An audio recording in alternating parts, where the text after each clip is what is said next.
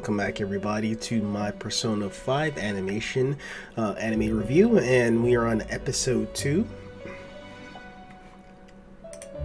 Let's take back what's dear to you, and just go over the overview real quick. Ren begins his new school life, but it's tough being a transfer student, especially when he comes with seemingly shady baggage.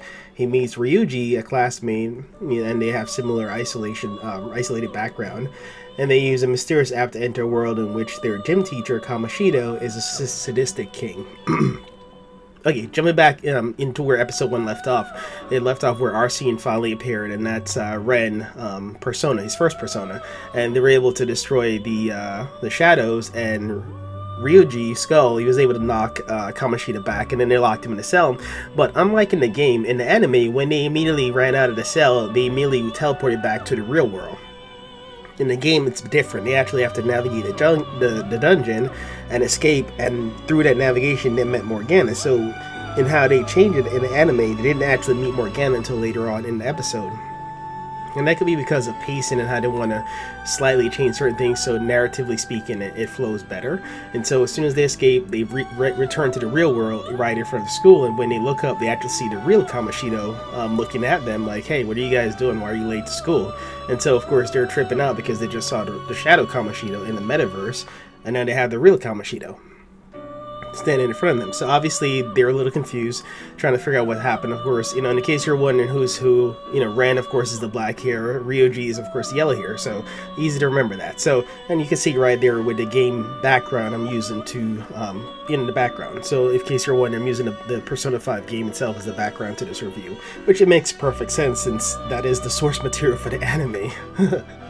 So, long story short, they actually go to school. And Ren, he meets, he gets introduced in a new class by his teacher. Ren gets introduced to the class by his homeroom teacher, Kawakami, if I'm saying that correctly. And, she kind of introduced him, and then he actually sees Anne in the background. And because Anne met Ren earlier when she had gotten a ride from Kamoshida, she says hello, and the other students are like, oh, they know each other. Is she cheating in Kamoshida? And, that's kind of interesting comment to say about your classmate. It's almost as if everybody already know or suspect that she's hooking up with Kamoshida or something is going on. We don't know the full extent of how far it went, because they didn't go into full detail of what exactly happened. It looks like there might have been something, or it was leading towards something, but she didn't fully commit. And that's Anne. And she's the blonde-haired lady. You'll see her, or blonde girl. You'll see her later on. But long story short, it switches over to gym class where Kamoshida is pretty much torturing Ren by slapping volleyball into his face, which of course sparks Ren to get a little bit serious and give Kamoshida like a serious look, upon which Kamoshida said, okay, let me, get somebody else on here. So it's kind of interesting to see like Kamoshida slowly becoming more and more asshole in this episode. He starts off looking like, he's not quite an asshole, especially with just giving Anne a ride and then appearing up front, but then right when Ryuji's entering the school, Kamoshida is talking trash to him about how, he's slacking off, and it's not like he was before when he was on the track team. Has he really fallen that far, etc., etc. And then later on, it actually highlights some of the contempt some of the other classmates have for Kamoshida, because they want to avoid his attention at all costs. And some of the ex-track team members who are friends with Ryuji are asking him to, like, dude, don't backtalk Kamoshida, because he's going to take out his anger on us.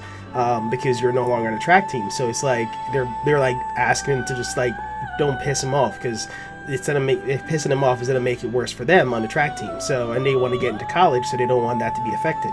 So they're kind of pleading with Ryuji to be nice to Kamoshida and just don't backtalk, don't stand up to him. That's pretty much be his bitch, which is unfortunate, because that's against Ryuji, Ryuji character, Ryuji Skull, same thing. So from there it pans out to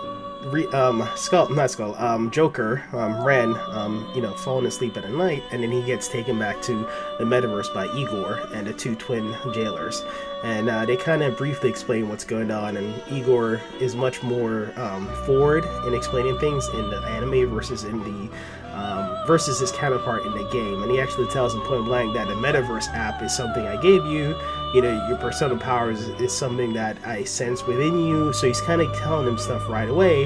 And then he said that, you know, now that you've unlocked your power, quite a really special power in that, and it's not just a normal power that he's unlocked, you know, in comparison.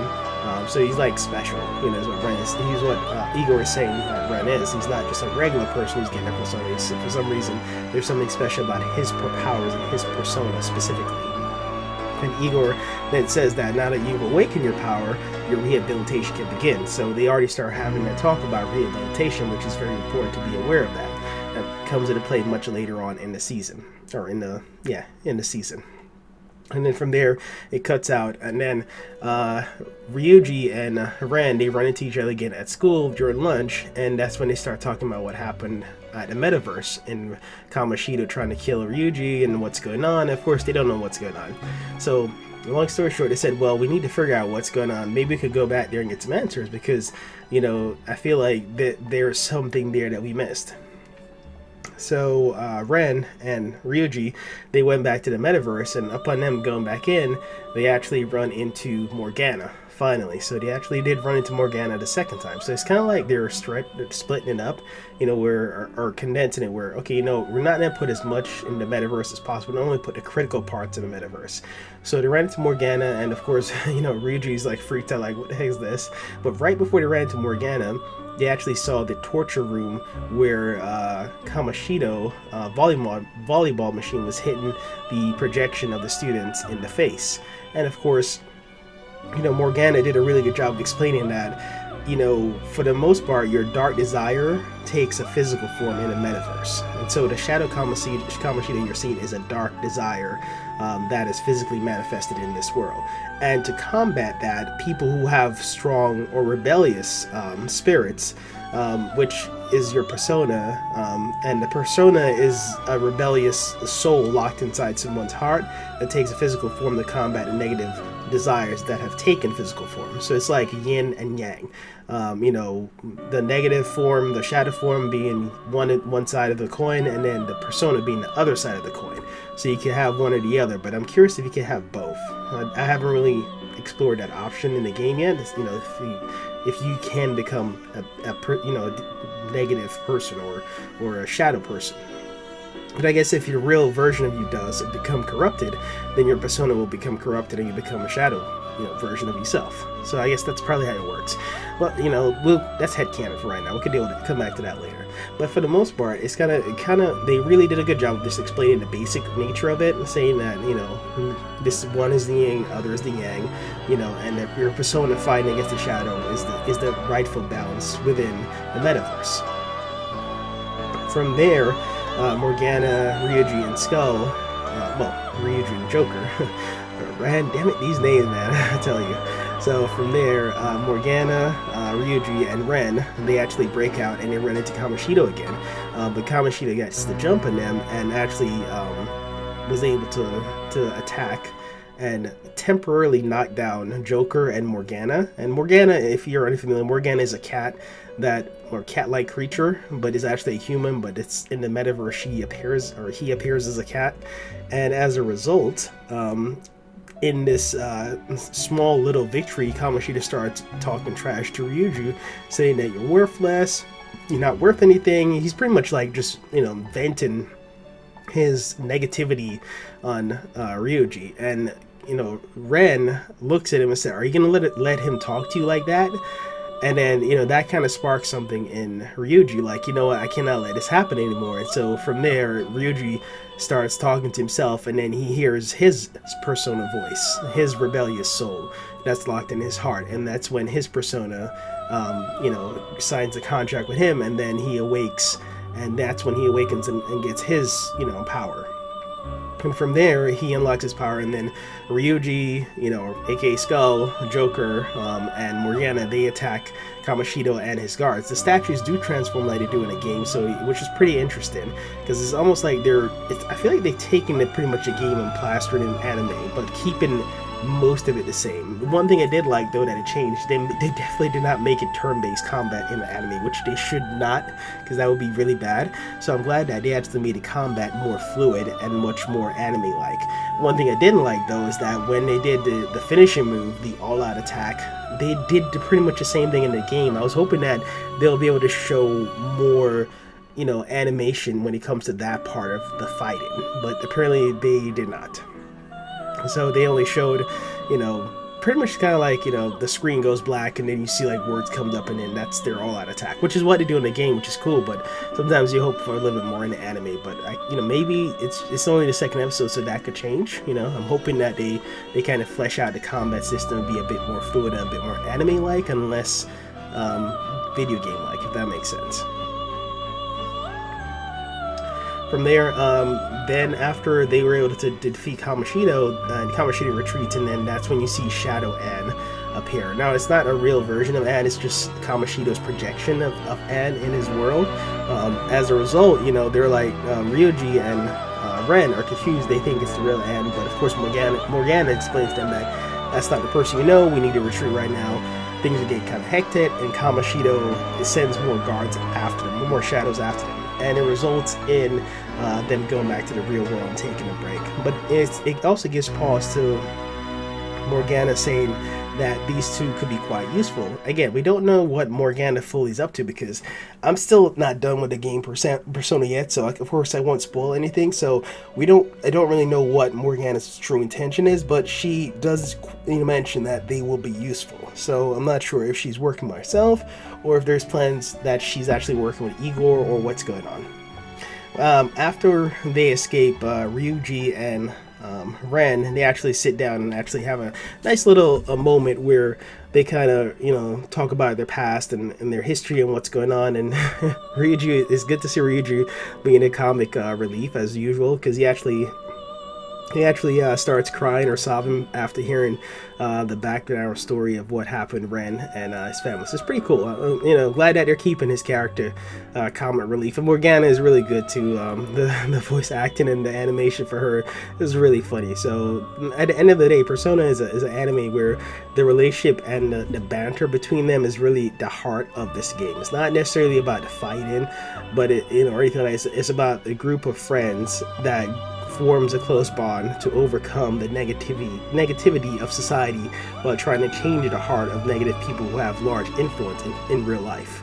And that's, if you like that type of stuff, then this is definitely an anime for you. So if you're looking for more action, then it definitely goes stick to Dragon Ball Z or Super or you know, Naruto. They're way more action packed, but this deals with a lot more subtlety and just it borders more in line of reality, but also not at the same time, if that makes sense. And then, you know, I also wanted, before I close out this review, I definitely wanted to highlight that I'm glad that they're foreshadowing the situation with Shiho and Kamoshida. And, you know, in midway through the episode, Shiho and Ann, they had to talk about what's going on with volleyball, and Shiho is, of course, very concerned, stressed out, and depressed. And Ann is trying to figure out what's going on, but before Shiho could get a chance to explain what's going on, Kamoshida shows up trying to persuade Ann to watch the volleyball practice. And of course, Ann doesn't really want to stick around with Kamoshida because, you know, she knows that he's trying to hit, and he does not, you know, she does not want anything to do with him, even though people are saying that she does, but, you know, she doesn't.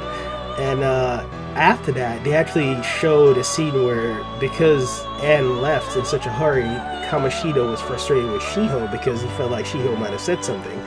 And so he actually physically abuses her. He punches her in the face a few times in one of the scenes, which, you know, is again, they don't show this part in the game, so it kind of shows how much of a villain Kamoshida really is.